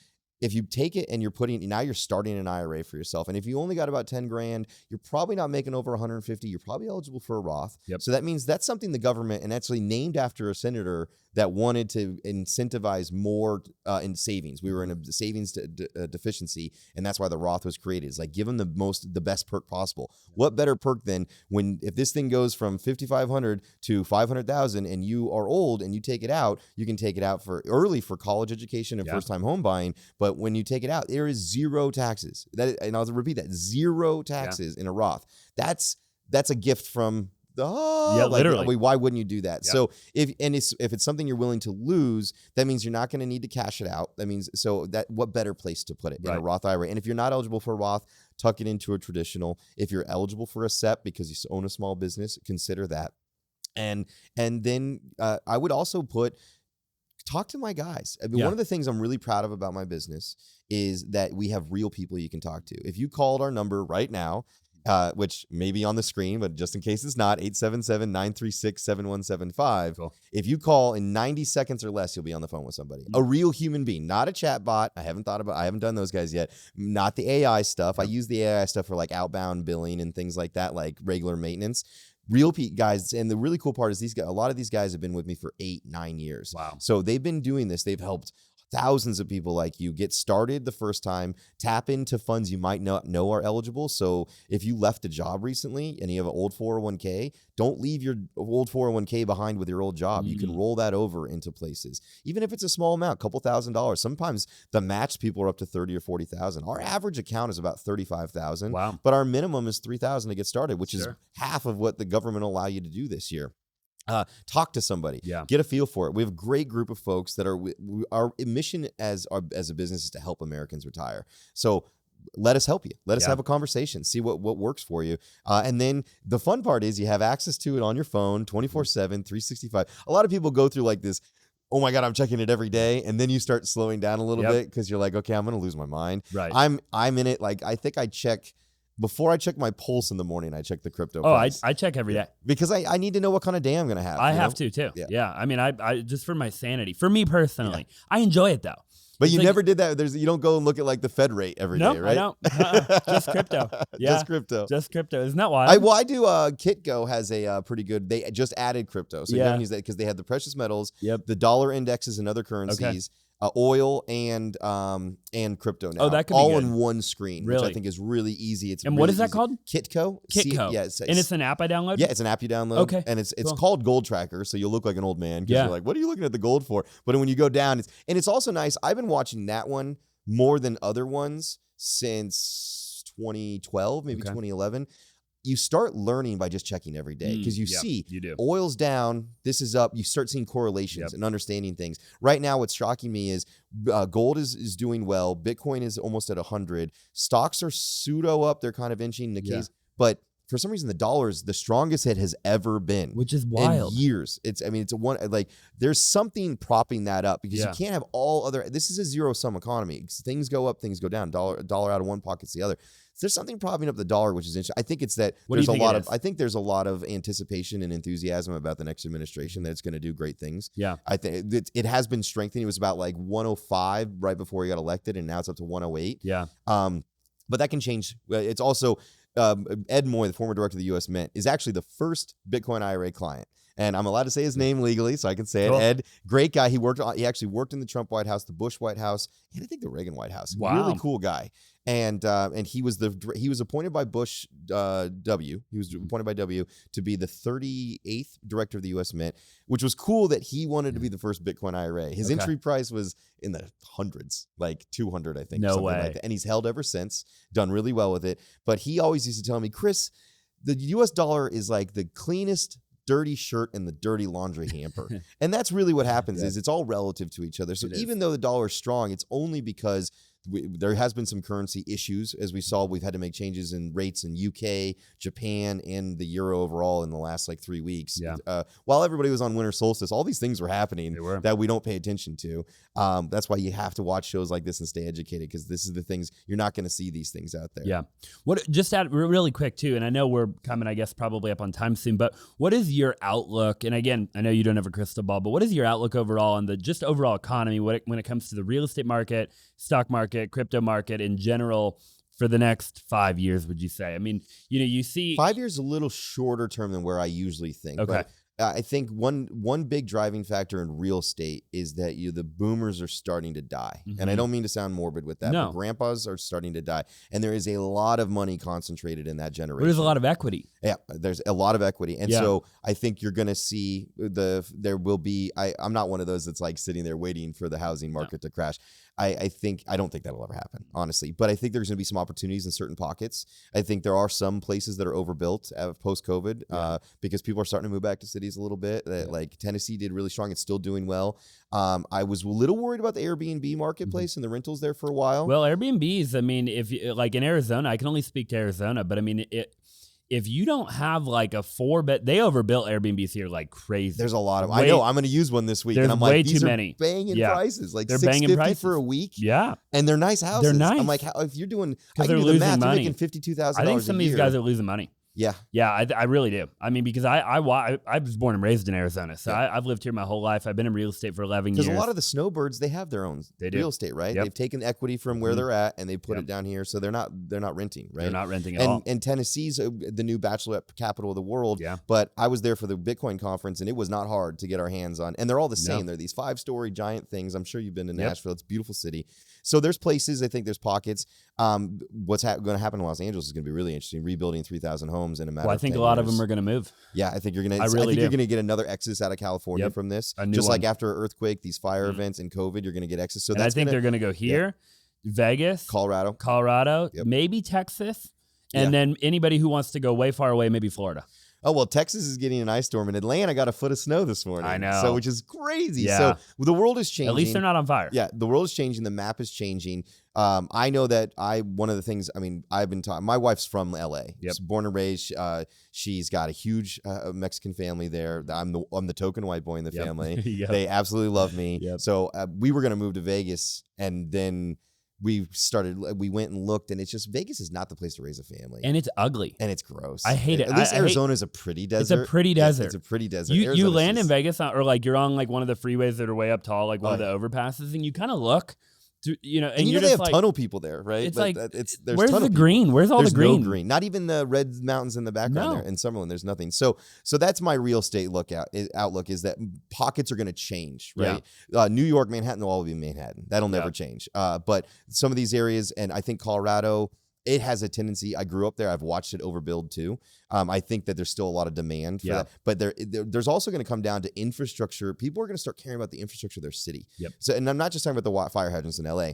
I'm talking about the traffic in Atlanta, the traffic in California. You guys have a pretty good system here. The way the loop works all the way around. We're on a grid. Yeah, it's really good. In between the loop, we're a grid. I could do that here. I could do here except for the summer months. That's when I would have to. Got to get out of there. But you just do what everybody else does that can afford to, is you just have, you have your house here. You're here. And then some in Montana or in Montana. Coeur d'Alene. I know a lot of people that go from here to Montana, here to Coeur d'Alene, here to Aspen, here to wherever, Yeah. So I think that's the map is always going to be shifting, and there are some overbuilt opportunities. I think Airbnb is one, because everybody thought they were an Airbnb guy. Everybody thought they could flip and rental, and that's not. It's not just like crypto. It's not for or in entrepreneurship in general is not for the weak of stomach and the weak of heart.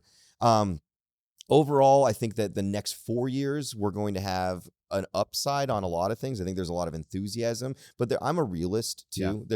We don't just, what goes up comes down, what goes down comes up. And being in crypto, that's probably why I've been able to get through it. I think we're going to be better off, but the problem is that we are going to go through yet another cycle of everything, right?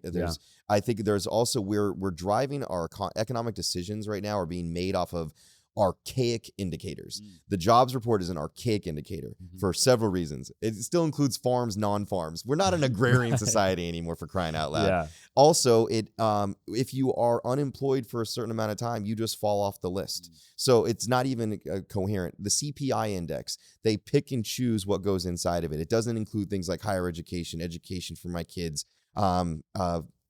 sometimes gas and transportation. Like, they choose what goes in there. And they talk about, it's at our target rate's 2%. But since 1970, it's been 2, 6, 12. It's collective. People don't realize that that's why it's you have to go down. Deflation is a very dangerous thing for an economy, and we're never going to get there. I think we got to get cost under control. We got to bring back the middle class. If we don't walk out of this administration in the next 5 years with a vibrant, healthy middle class, I'm worried long term beyond that, because the middle class is what drives everything. You're going to have the rich, you're going to have the poor. The disparity of income right now is the only thing that was closest to it. And I always joke about this with rich buddies, is the only thing closest to it was 1700s into 1800s France. And we know what happened then. The guillotine came out and it was off with the head, and it was it was a revolution. You see that, and you see it actually. I mean, you just see with even the universal healthcare CEO, a man lost his life, and albeit he wasn't the greatest guy in the world, and healthcare is a mess. But people are applauding these things because we're at a point in a society where there's such a disparity between rich and poor, the haves and the have-nots. There are people, there's the 1%ers, and I mean, I've achieved a lot in my life, and I still don't feel comfortable yet. Like there's so much that could happen, and I only have one kid. I have friends that have 4, 3, 4, 5 kids, and I'm like, how? I look at a kid and I think that's $1 million. That's what that's going to cost you. It used to be when it was like $250,000. Now these kids have everything in it, and schools, especially private schools in California, which you almost have to do because the infrastructure is just not there. They're expensive. So some big changes I hope are coming. I'm very optimistic, but I'm also a realist. And I know that what they say, I worked on the McCain campaign. So what they say on the campaign trail is not what they do once they're in the Oval Office, because the strings come in and the pressures come in. This might be the one administration where that might not be true, though. This might be the one. This might be the one. Just because, like, again, no re-election. He's coming. He spent 4 years away from office, coming back to office. I mean, love him or hate him. And if he really wants to make a good legacy, he's got to start prepping JD. He does. JD did amazing in the campaign process. He did. I thought was a great pick. And I JD's remember a sharp guy. I was on the McCain campaign in Colorado when Palin was picked, and I was like, everybody was excited, and I was like, it's done. Like we barely had a chance of beating Obama. I put that there. We had next to no chance from the beginning. They were more organized, grassroots. They had the Facebook game down. They had the online game down. They had the enthusiasm. You have to keep that going, because just as we'll notice here, things get unwound, and then as Americans, we're the ones that struggle, right? Because there's these changes, and then they spend the next 3 years unwinding those changes, and then where do we end up? Right back where we were, right in the middle. But in the meantime, inflation's still going out of control. Jobs are still not as strong. The job market's strong, but are the wages keeping up with things? That's a big thing. And when you try California's experiment, let's just put everybody at $20 an hour.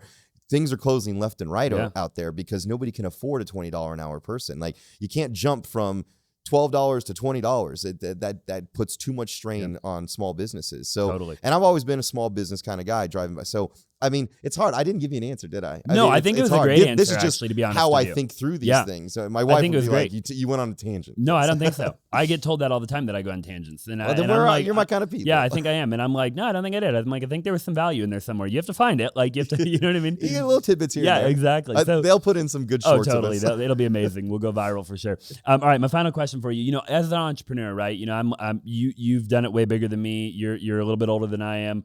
I only own a handful of companies right now.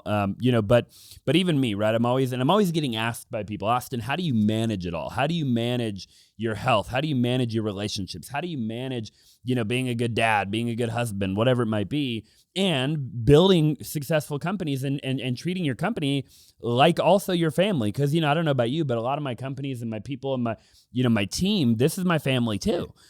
How do you manage it all? And what would be your advice for an aspiring entrepreneur that might one day want to build a company like yours and have a level of success similar to you? What would you tell them in terms of balance, that magic word, that work-life balance game?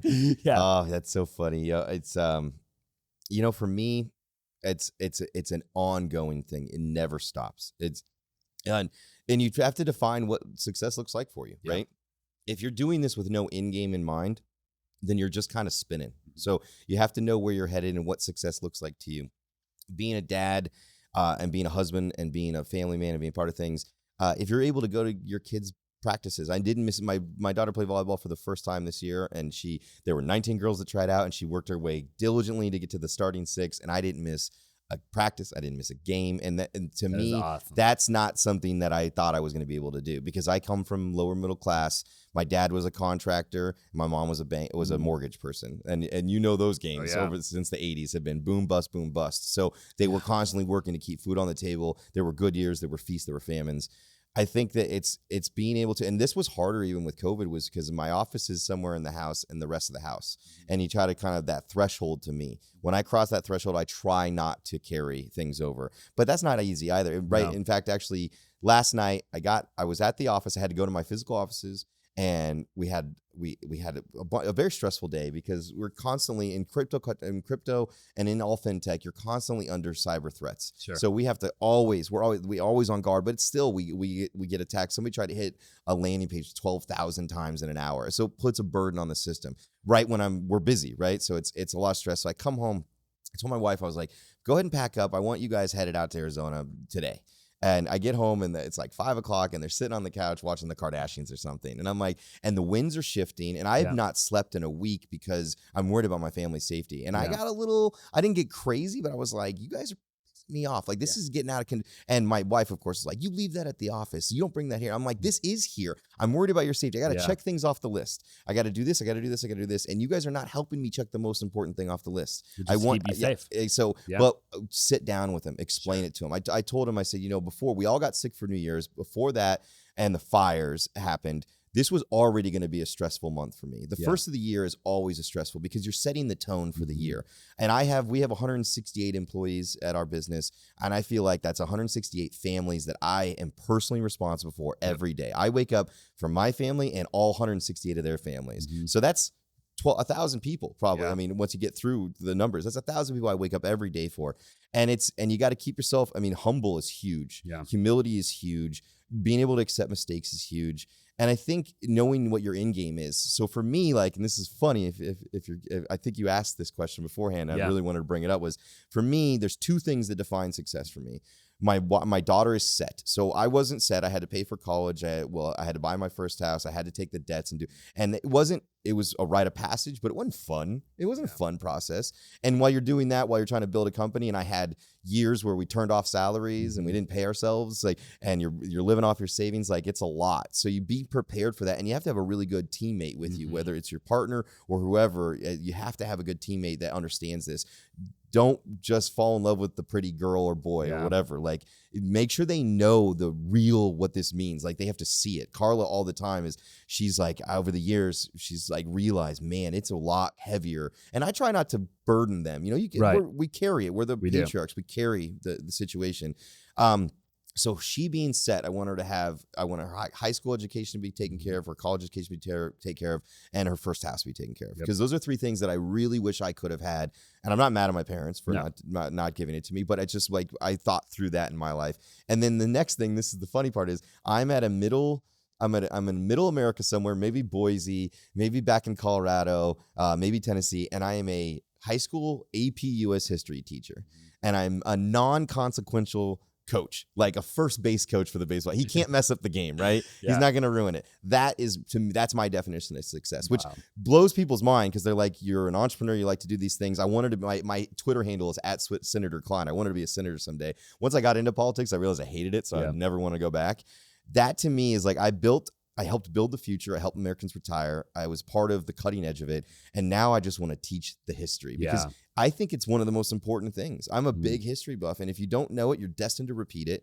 And if I can just impact one kid a year, I've got teachers, Mrs. Gunkel, my Spanish teacher from high school, she's retiring this year. She started teaching in the 1970s. And I called her and I said, you're retiring, so you need to get me in because that's where I want to be next in the next couple of years. And she goes, you want to do that? I'm like, because look at what she did. She had an impact on me. I remember lessons. There was a day where I walked into Spanish class and she had on the board IRAs and why it's important to start saving at a younger age and compounding interest. And while I wasn't really paying attention that day because I had a big crush on the girl that sat in front of me in Spanish because I was a year ahead, so older girls were in my class. But it got in here somehow. It seeped in, and look at what I do today. I say, if I can do that every year, one kid, that means that's my legacy. Because I have my daughter, and I hope I could teach her someday. That'd be awesome. But she probably would hate it, and she probably won't do AP US history because she hates history. Right. But that's me. And if you know that every day you get up, so you got your kids and your wife and your family you got to take care of. You got the families of the people that work for you. And I don't play that whole we're a family game, like, because people do that facetiously, and I hate that. Like, legit own it. Like, if we're family, we're family. Totally. But we're also this is a business relationship too. So because you'll see people, especially when you're young startup entrepreneurs, some of them will take advantage of it over time, or it'll become conflictual. You need to have that line of demarcation, but we can be a family together towards a positive goal. I want to see their finish line too. One of my favorite things to do is watch somebody leave me and have success. I love that. That's the best in the world. I love because that means I did my part. I did whatever I could to make you successful, and now you're off doing something great, and that's the best part. I'm getting kind of chills thinking about a few of those people right now. It truly is the best thing. I mean, the amount of times that I've had that happen, and you know, it's like, I had a mentor one time that, and I won't go too deep into it, but he wasn't very happy when I went out and did it on my own. And I always thought to myself, I'm like, you know, he must not have and I've had a lot of mentors, but he must not have been a very great mentor, because any great mentor should, in theory, have the goal of their mentee eventually doing better than they do. That's like the ultimate goal, you would think, right? It's especially in your game.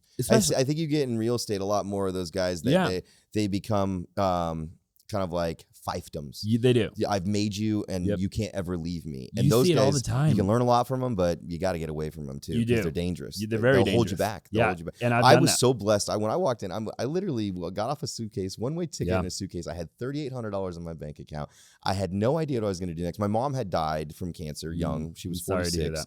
And I married my high school sweetheart, and that was dumb. And it really was because I wanted to dance with my mom on my wedding night, and I knew that I could never get that back.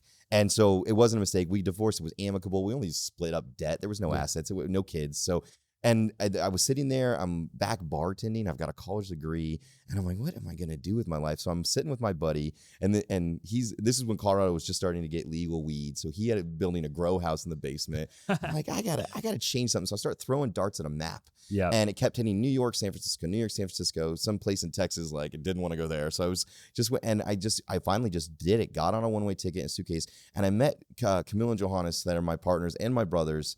And they treated me so well, because they didn't know it, but I was living in a really crappy motel around the corner from the office for the first year. I didn't tell anybody. Showed up in my suit and tie, but I was paying like $30 a night to live in a hotel around the corner, a motel around worse than a Motel 6. I mean, this thing is bad. Like, I want to buy it someday for future entrepreneurs. You should do springboard. That. You know, but now everybody does everything remotely, so it wouldn't really work. You know, but that year really defined me as like who I am, but also, like, it's where I go back to when things get a little stressed and I'm like, man, overwhelmed. I'm like, remember, dude, you did that. Anything is possible after you do that. And I remember I had $200 in cash that I put under the mattress in case I needed to take a good, the bus home. Yep. I did take a bus back with my tail between my legs. Sure. And there were some dark days. And it all worked out. Yeah. And it's always, you have to keep that spirit and you have to keep that balance and don't make decisions off of I have had 50% of my time at work this month and I'm now going to take that. Doesn't work. It's not a math equation. No. It's because I'll tell you, I take my daughter to museums. It's my favorite thing to do. And we had to make a day out of it. We go get some Raisin Canes because she loves Raisin Canes. Who doesn't love Raisin Canes? And we don't have a lot of them in LA. I'm going to get some while I'm here because you guys, I think, have better canes. We have a bunch. But we go to the 3 miles from here. Oh, nice. Yeah. We have a day out of it. And that day there's no equivalent to it in my business world. That has so much value to it. And that's what you have to look for, the experiences, the moments. And it's also not just doing something, taking a trip. It's like, oh, I need to take a trip so I can get away. It's also like with this whole thing that happened the second day without power, there's nothing I could do. Right. I couldn't work. There was no power. There was no internet anywhere in the city. I'm sitting there. So I snuggled up on my couch with a blanket and I read a book. I love that. And it was peaceful. My daughter was losing her mind because she didn't have an iPad. My wife's losing her mind because she couldn't get out and do things. And I was so happy. I was at peace. Yeah. Because it was actually a day off for me. It was a real day off. I wasn't thinking, oh, I could go upstairs and work, or I'm checking my computer or checking all the things. Yep. None of that was possible. I literally was free for a day. And I read this amazing book somebody gave me for Christmas. It was great. That's awesome. Yeah, I really love that. And I love I love getting into the mind of entrepreneurs, because every entrepreneur that I've ever interviewed is so similar, and I'm such a curious guy. But there's so many similarities. I mean, you can put anybody in that chair and they think just like you or like me or whatever, but it's always a little bit different, but it's mostly the same, and it's just a really cool thing. And I think that tenacity is a word that if you don't have that, you're not an entrepreneur. Grit, resilience. I mean, these are some words that, man, if you can just never. But it happens here. Yeah. It's in the inside. Yep. No, nothing. There's no certificate you get. There's no teaching you. You didn't go to college. Mm-hmm. I don't know why I did, but that's the reality. Is there's something in there. Yeah. But you also, I mean, my partners, my partner Camille, he's a serial entrepreneur. Mm-hmm. He before me, he's 10 years older than me, so he's done a lot of great things, and he's going to do a lot of great things. He might be the one billionaire that I'll know in my life. He has that potential to do that. But he's got a drive that's insane. I have a number to leave that is so much lower than his, and that's why he's like, oh, I can't wait for the next thing and the next thing. I'm like, dude, that my plan is to go teach. He's like, you're crazy. You're not gonna do that. Yeah. You'll go golf for 3 months. You'll get bored. You'll call me. We'll build something. I'm like, I don't know. I love you, but I don't know if I've got it in me because I'm happy. I mean, there's only so much you can do. And there's nothing wrong with that. Everybody's got their number, and everybody's got a number. You don't have to be my number or your number either. There's just some autonomy to life that you can have. Yeah. For some people, it's not having only paycheck to paycheck. Right. That's a side hustle that you can do to get rid of that problem and have that build up that savings. For others, it's having the time to go to the sports games for your kids. For others, it's travel. But you got to carve in those things and have that, define the finish line before you define the way to get there. I love that. Right. I mean, if you're a football guy, if Tom Brady's on the 5-yard line, he's thinking how from there to there, but he knows where he's going, and that's how he gets there. And they're just committed to that. The end goal that they have. You got to know what the finish line is. If you don't have that, you're going to get lost along the way. I completely agree. Man, what a heck of a podcast. Thank you. I feel like we could go for hours and hours and hours. If you've had Brian twice, dude, I got to come back. You're definitely coming back. We'll have you back when Bitcoin hits its new all-time high. Yes. We'll have you back. Well, Brian can come. We can do it together. Yeah, that would be a lot of fun. We actually really cool. should do that. Yeah, I'll get another mic. We have other mics. Wonderful. Yeah, we'll do all three of us, and we'll just have a good conversation. You hear that, Brian? You've got to come. Hey, Brian, you're coming on. Hey, one more time, the phone number that you mentioned a little while ago, I want you to mention that again. It's 877-936-7175, and it's BitcoinIRA.com/ZABACK. Perfect. Love it. Is it Zaback or Zaback? Zaback. So BitcoinIRA.com/Zaback. Perfect. Fantastic. There you go. And I think there's a special for your folks. Awesome. They can earn up to $500 in rewards. It depends on how much they fund, but it's kind of like a rewards program. You get money back. Incredible. We'll put all of it in the description below as well. So if you're watching on YouTube, it'll be down there. If you're watching on Spotify, Apple Podcasts, wherever you're watching, it'll all be down below or on the screen. If you're watching the actual video, look, I really appreciate you being here. I'm excited for the next time.